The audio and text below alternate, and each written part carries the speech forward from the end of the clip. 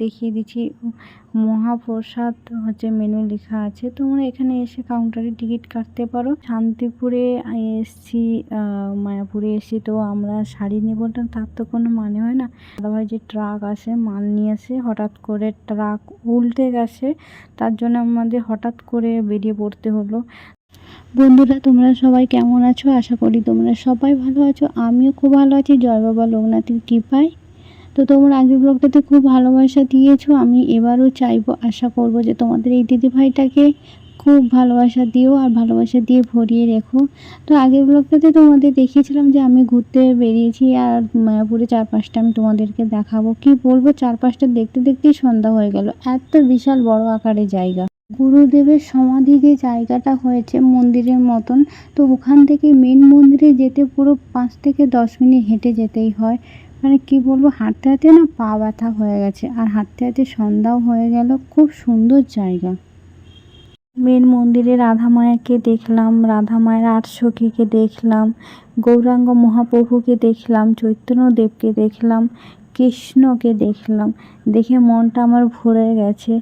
বাস্তবে রাধার 8 সখীকে দেখতে খুব সুন্দর, কিন্তু মোবাইল অ্যালাউ নেই, তো তাই তোমাদেরকে দেখাতে পারলাম না। তো রাতে এখানে এই মন্দিরেরই ভোগ তোমরা পেতে পারো, নিরামিষই ভোগ হচ্ছে এখানে। কাউন্টারে টিকিট কাটতে হবে। তো তোমাদেরকে আমি দেখাচ্ছি এখানে কী কী পাওয়া যায়।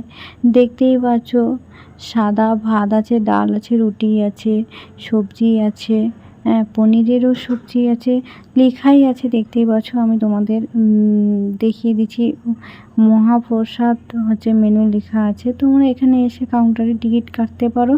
এবার ওরা বলে দেবে কটায় আসতে হবে রাতে এখানে খাবার খেয়ে না অনেকটা হাঁটতেও হয়। মহাপ্রভুর প্রসাদ যেখানে দেয়, যেখান থেকে না অনেকটা দূর আছে, মানে খেয়ে দিয়ে হেঁটে আস্তে আস্তে হজম হয়ে যাবে। তো শান্তিপুরে এসছি, মায়াপুরে এসছি, তো আমরা শাড়ি নেব না তার তো কোনো মানে হয় না। আমি 3-4টে শাড়ি চুজ করেছি। শাড়ি তো এমনি পরি না, তার জন্য আমি 4টে শাড়ি চুজ করলাম, তাই নিয়েছি।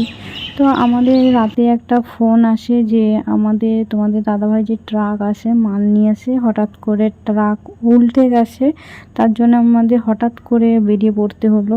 তো কালকের হয়তো মানে এই টাইমেও আমরা পৌঁছাইনি, আজকে বেরিয়ে চলে যেতে হচ্ছে, কারণ থানায় হচ্ছে ট্রাক ধরে নিয়েছে, একজনের 4টে আঙুল কেটে গেছে, মানে বিভস্ত হয়ে আছে, মানে না গেলে উপায় নেই।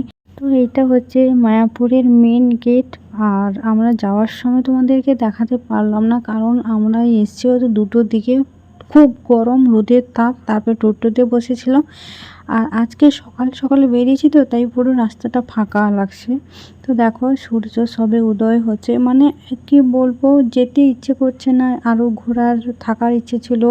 হোটেল বুকিং করে নিয়েছিলাম আমরা 3 দিনের জন্য, কিন্তু মানে কি বলতো, বিপদে যদি তোমার দাদা পাশে না দাঁড়ায় না, ওদের জন্য আমাদের ব্যবসাটা চলে।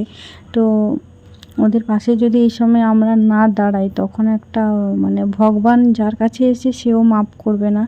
তো যাই হোক, আমাদের মনের কষ্ট নিয়ে সব নিয়ে আমাদের চলে যেতে হয়েছে। কিন্তু রাধাকৃষ্ণর মুখটা বারবার ভেসে উঠছে, যদি থাকতাম তাহলে হয়তো আরেকবার আজকে গিয়ে দেখা করে আসতাম, দেখতে যেতাম। আমরা গিয়েছি এমন সময় সন্ধ্যা আরতি দিচ্ছিল গৌরাঙ্গ মহাপ্রভু, আর রাধাকৃষ্ণ মন্দিরে ঢুকেছি তার পাশেই সাইডে, তখনও সন্ধ্যা আরতি চলছে। মানে এত কপালের নসিব, মানে কি বলবো, এত সুন্দর ছিল, মানে দেখার মহাপ্রভুর দর্শন দেখার এত সুন্দর মানে ছিল কালকের।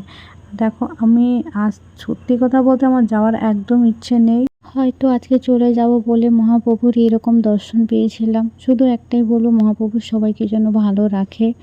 আর কাল রাত থেকে তোমাদের দাদাভাইয়ের কাছে ফোন আসার পর তোমার দাদাভাই এক চোখ মানে পাতা চোখে লাগাতে পারেনি। তো ব্লগটা এই পর্যন্ত, পরের ব্লগে দেখা হচ্ছে। সবাই ভালো থাকবেন, সুস্থ থাকবেন, টাটা বাই বাই। আর কামনা করো, ভগবানকে ডাকো যেন সবাই সুস্থ থাকে। ব্লগটা এই পর্যন্ত, পরের ব্লগে দেখা হচ্ছে। Tata bye bye.